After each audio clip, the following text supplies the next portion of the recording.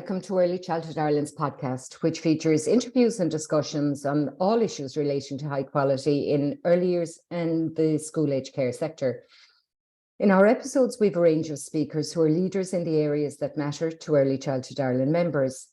This podcast series is proudly supported by Aricus Insurance, which offers a comprehensive range of cover at discounted premiums for both business and personal insurance products. So pop over and visit www.aricus.ie for more information. So in this new series, we're exploring the Reggio Emilia philosophy. It's tying in with exciting news about the National Pyjama Day Reggio Emilia project. In previous episodes, we spoke about the Reggio Emilia term, the 100 languages of children. So now over the current episodes, we're going to look at the evolution of this approach. We're going to speak to members of Early Childhood Ireland who've been to the Italian city, Reggio Emilia, which is the birthplace of the ethos. We'll also examine some of the key aspects that make this such a world-renowned way of really seeing children. And to get the series underway, I'm delighted to be joined by Milica Atanackovic, Manager of the Membership Excellence and Learning Team at Early Childhood Ireland. Milica's background in early years is rooted in a passionate interest in creative arts and child participation. She originally studied design communication before moving into the early childhood care and education field in Australia. She considers training and mentoring as a key element of quality in early learning and care. She's worked as an educator, a service manager, and a trainer. So she combines experience from a range of creative disciplines to her work. So Milica, you're really welcome. Thank you for joining me on the podcast today. No problem, Maura. Thanks for having me. So can we start maybe by looking back a bit? Can you take us through some of the background to the original development and evolution of the Reggio Emilia approach? Yeah, so many of the listeners might know that after World War II, families, well, particularly a group of mothers, together with a group of teachers, really wanted to create their own early childhood education system. And that was really rooted in children being active participants in their learning. And it's also about Lars Malaguzzi, because Lars Malaguzzi founded the educational philosophy that is now known in what we refer to as the Reggio Emilia approach. So I suppose in terms of its development, it focused and grew from the relationship between the services between Lars Malaguzzi up until his death and his colleagues, and then the local administrators and I suppose movements in civic society. So especially the women's movement and the women that were very much involved in establishing the schools were very much involved in the women's movement, and also a desire to not return to fascism. But I suppose when we think about what it's really about, and I love this quote, so I'm going to share it with the listeners, but the birth and development of Reggio Emilia's experience, the place Reggio Emilia and their experience of education, the image of the child, the 100 languages, research, the children-teacher-parent relationship, and participation. So those are really key to the approach. And you'll hear people say all the time, and it's so true, Reggio Emilia is unique to the place, which is Reggio Emilia. So, it's an approach that you can be inspired by, but it's not, you can't say, we have the Reggio Emilia approach in our setting. You can say, we're inspired by a lot of the thinking behind it. But I suppose what's also really interesting for me, and what strikes me, is really how important the approach is today, especially when we think about, the challenges that we're facing as a society, how the challenges humanity is facing in terms of war, threats to democracy, climate change, because I suppose what Reggio Emilia and the approach is continually retelling us is that children are holders of rights. They are the leading role, and you'll hear the word that they're the protagonists. You'll hear that word in Reggio, in their own stories and in the stories of society. And it's really, the approach is about always looking to the future for children so that they can have a good and a fair and a just future. And what struck me recently in listening to a lecture from when I was most recently in Reggio Emilia, in the 70s and 80s, it was felt that families needed their own child made visible, with all their competencies. But in today's world, within the Reggio Emilia schools, they feel they need to underline the sense of belonging to a community. And so in this moment in history, we really need to focus on the group and the community. And that doesn't mean we cancel the individual journey of the child. It just means that both are complementary to each other. So I think, when you think about the Reggio Emilia approach, it's really deeply rooted in social constructivism, in terms of, the sociological theory that human development is socially situated and knowledge is constructed through interactions with others. So relationships, they're key. It's really all about the Reggio Emilia system, and the centres are about rights, and those rights are related and interdependent. And it's not just about the rights of the children, it's about the rights of the teachers, the educators, the people that work with the children. It's about the rights of the families, and then it's about making children visible within the community.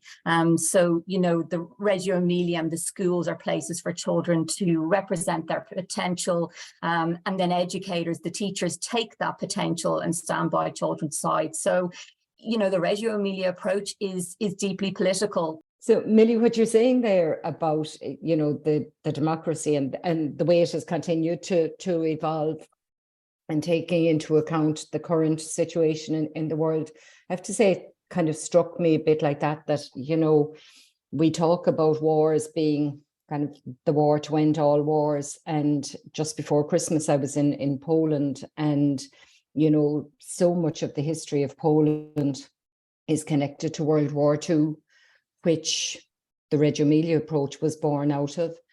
Yeah. And yet, for all the rhetoric about this won't happen again, down the road from where we were in Krakow is Ukraine, where it's all happening again.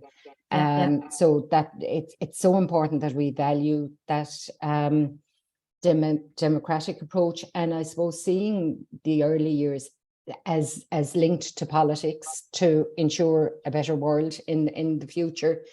And I suppose that ties in with kind of where I was going to go next. I read something that Loris Malaguzzi said, that the Reggio Emilia image of children is that idea of a child rich in potential, strong, powerful, competent, and most of all connected to adults and children. And that very much echoes your quote there. So how is that evident in practice? How do you see that image of children when you're in the infant and toddler centres and the preschools in Reggio, and you've been several times at this stage? So as I was saying, more in Reggio Emilia, the system centres around rights, and those rights are related and interdependent. So democracy is really important. The democracy of the team, everyone is seen as extremely important. And children and adults, what you see is them learning together in search of meaning. So the teacher is researching with children and colleagues. So it's about observation. but really not about observing to teach. It's really about experiential learning and knowledge building. So, within the Reggio Emilia approach, it says that the task of educators is to help children speak through documentation. So they really see the role of the educator is to help, children to speak through documentation. So conversations and exchanges are really important, and documentation makes it possible for educators to understand and reflect on children and how children are questioning and making sense of the world. So, from my experience and how I've seen it in practice, it is really through the documentation, number one. So, documentation, I suppose, makes it possible for the educators to understand and reflect on how children are questioning and making sense of the world. And within the Reggio Emilia approach, it's a tool, but it's also an ethical choice. They really believe it's an ethical choice to make children visible through their learning approaches. So it's really deeply rooted within documentation, but in practice, you see huge pleasure, discovery, play, in the context of where learning is taking place and meaning is made. And you actually, see really, really engaged and happy educators, because they are really in a space of deep learning, not only with the children, but with each other. It's a place of community, where a place, a real deeply connected learning space and learning environment. And then, as I was saying, before, learning in groups is really, really important. And, I do think that, one of the most extraordinary aspects really of learning that we can witness is the learning in groups, and then sort of the learning of a group. So the learning in groups is deeply important within the Reggio Emilia approach. And as I said earlier, it's seen as really, really important, and even more important now within today's society. And children are very involved in that documentation. It's not a task that educators are doing without the children. The children play their part in that too. From my recollection, I was in Reggio Emilia once, 8 or 10 more years ago now. Yeah, no, absolutely more. They're absolutely involved in the documentation. And, it's not seen as, it's part of the journey. It's not about an end journey, so it's very much around, documenting learning as it's happening, what's going on, of the observation, the listening that's taking place, the discoveries of children. As we know, like, learning isn't linear, and children are constantly bringing different types of meaning to it. So, they're deeply part of the documentation process, and that continual cyclical journey, journey of learning. And I remember also the trust aspect, which was, when the child rich in potential and strong, and that, in believing that leads us to trust children more, that we don't see children as kind of needy and vulnerable anymore, that we see them as capable and strong and rich in potential. So we've to, develop that ability in ourselves to trust children. You'd have seen that, I presume, would you? Yeah, you absolutely see that. But what you also see more? Yeah, it's absolutely about trusting children's competencies, but it's also about educators having a duty to be, to be curious, and to be curious about the world and the life around them, because you know, as much as you can see children as competent and capable, you have to, as an educator, support them in discovering that world around them, because they're full of questions, you know. So it's not happening in isolation. You know, children aren't discovering that, you know, in isolation within the Reggio Emilia approach. They're actually, you know, discovering side by side, you know, and so the educators within the Reggio Emilia approach do have a duty to be, you know, curious and to be committed to, you know, lifelong learning, and I suppose to continue to be interested and passionate, and to engage in the world and the world around us, so that really kind of supports children to be curious, and to, I suppose, nurture that curiosity that exists in each child. Yeah, and which I've written before, we kind of value curiosity in adults and we don't always value it in children. And, you know, I think it's really good to kind of take ourselves back and remind us of the importance of curiosity. One of the other very used phrases about the Reggio Emilia philosophy and approach is that of the environment being the third teacher. Mm-hmm. So again, you know, in practice, you know, what does that mean? And, you know, the other teachers. So if the environment is the third teacher and they're the educators, as you've spoken about, you know, that idea of there being multiple teachers in a room, including the environment itself. Yeah, you know, I suppose one thing what's deeply important within the Reggio Emilia approach is, you know, what situations give children the greatest sense of well-being, and also what situations give children the most reciprocal relationships with other children. So again, you know, back to what I keep harping on about, but again, it's around the relationships. You know, relationships are key, and time within the environment is key. And in thinking about, I suppose, how spaces are developed, you know, and this was a lovely quote again that I heard within Reggio was, you know, it's a dance between adults' thoughts and children's thoughts, and that's really rooted in design thinking. So theory kind of and practice, you know, they're not separate. So the environments and the spaces in the Reggio Emilia infant and toddler services and preschools are really about an embodied practice. So they're built and organized really to evoke an emotional and multisensory experience. And all spaces are seen as learning contexts where children are all together. You know, so the organization of these spaces, it is really, really important, you know, and the architecture and the pedagogy go hand in hand.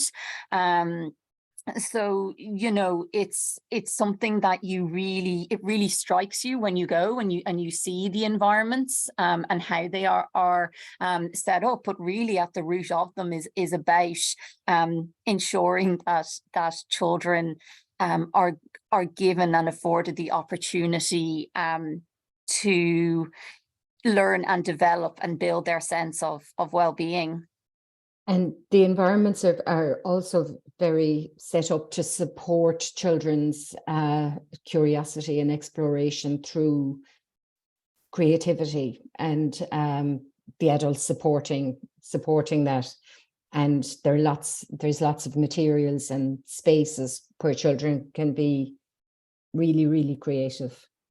Yeah, and something as well, again, that really resonates with me. It's again about giving value to the relationships that take place. So it's not just actually about being aesthetically beautiful. You know, a beautiful space on its own won't generate, you know, questions. You know, nobody is really going to learn anything if they're not motivated to, you know, to be involved. So you know, the learning needs to happen in a way that's playful, you know, and obviously aesthetic, emotional, but, you know, really relational. But the center of it is around sort of motivation and pleasure. And, you know, obviously within the Reggio Emilia approach, creativity is seen as a way of giving shape, to ideas, and sharing and learning together as a group. And I loved it. I always say this quote by Laura Malaguzzi, but I do love it. It's like, creativity doesn't wear a party dress. It belongs to each and every one of us.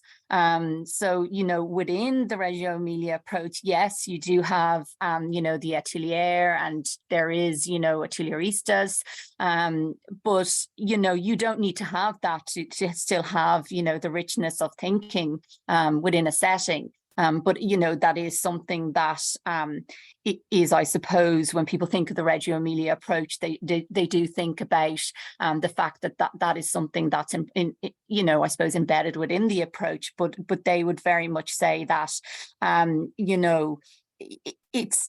you don't need to have that to have the richness in thinking. And, as I was saying earlier, educators, can still be curious and provoke curiosity within children, I suppose you can have all the ateliers in the world, but if the children don't have the opportunity to explore and be curious with educators, it's about what happens in the spaces, not just the spaces themselves. Yeah, absolutely. And that's, again, that's why, back again to relationships, relationships, they're what, actually create spaces and situations that give children those connected, relationships and connected learning. It is, as you say, more, it's all about those relationships. So as an organization, Milica, what's our involvement with Reggio Emilia? So, Maura, we are part of the International Partner Network Group for Reggio children, and we represent the Republic of Ireland.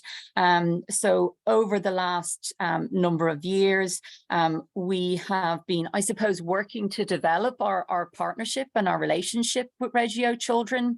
And that's why, as you said at the beginning of the podcast, it's really exciting to actually speak about a project that we are involved with Reggio children. And so, as members will know, this year, as part of the funds raised for National Pajama Day, it was going to go towards a project. And this project with Reggio children really centres around some continuous professional learning activities. So in April, we are going to be taking a group of members on a study tour, and the cost of that tour will be covered. So we will be opening an application process in the next few weeks, and up to 25 lucky members will be able to participate. And also, for those who won't be able to join the study tour, we'll be having a free member event in May with a keynote speaker from Reggio children joining us here in Ireland and giving us some rich insight into the Reggio Emilia approach. So planning is underway for this event. So lots more information on these two activities, and the plans are going to be sort of announced over the next few weeks. So really encourage members to keep an eye out and watch that space. And, if you're a member who, the Reggio Emilia approach is new to you, or someone who knows a lot about it, we're, as you were saying at the beginning of the podcast, we're really going to be, delving into it over the next number of months, and, continue to speak about it moving forward in more detail, and really hoping that we can all, I suppose, learn together and look at how the approach works within, the Irish context, because, as I was saying, it's an approach that's deeply rooted within Reggio Emilia, the place, and Ireland and our society and our settings and our contexts are different.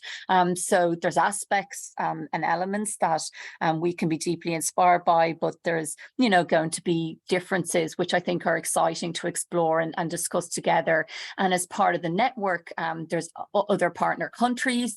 So we are hoping to engage in some communities of practice and share learning across other countries and really look at, creating a community where we can learn from each other and discuss those challenges, what's exciting about being inspired by, different philosophies and practices, but what are the challenges of that?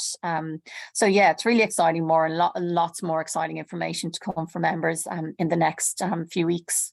It's going to be a really exciting opportunity to, learn more about the ethos and the opportunity to be inspired and then reflect on how to contextualize it for not just for Ireland, for each individual setting that will be taking part in it. So yeah, fantastic opportunity.